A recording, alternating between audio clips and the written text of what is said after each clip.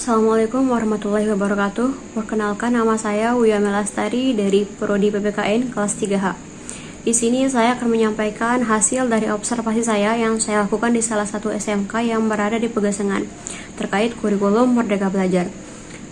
Jadi sekolah ini sudah menerapkan atau sudah menggunakan kurikulum Merdeka Belajar, yang dimana sistem pengajarannya ini tidak lepas dari K13 atau masih mengadopsi kurikulum K13. Kemudian saat menyusun kurikulum Merdeka Belajar ini tidak harus lepas dari visi dan misi sekolah dan harus mengakomodir 6 elemen yang ada pada 3P, Project, Profil, Pancasila. Jadi 6 elemen yang dimaksud adalah yang pertama, beriman, bertakwa kepada Tuhan Yang Maha Esa dan berakhlak mulia. Yang kedua, berkebinekaan global. Yang ketiga, gotong royong. Yang keempat, mandiri. Yang kelima, kreatif. Yang keenam, bernalar kritis. Kemudian sistem pengajaran yang diterapkan pada kurikulum ini berbasis teaching victory, product based learning, and problem based learning. Jadi teaching victory merupakan model pembelajaran yang berbasis produksi atau jasa yang mengacu pada standar dan prosedur yang berlaku di industri dan dilaksanakan dalam suasana yang seperti yang terjadi di industri. Kemudian yang kedua yaitu product based learning atau pembelajaran berbasis produk. Ya, ini model pendekatan pembelajaran yang dapat menanamkan nilai kewirausahaan kepada peserta didik.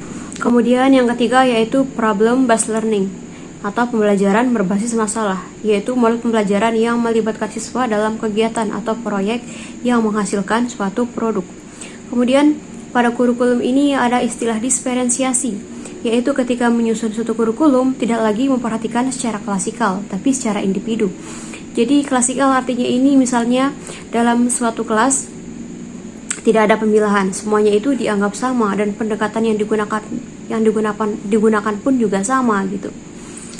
Kemudian pada kurikulum Merdeka Belajar ini tidak lagi memperhatikan secara klasikal, tapi secara individu, yang dimana bisa saja dalam satu kelas ini memiliki atau muncul 7 karakteristik yang berbeda pada peserta didik, dan kita bisa saja menggunakan 7 pendekatan atau 7 strategi pembelajaran.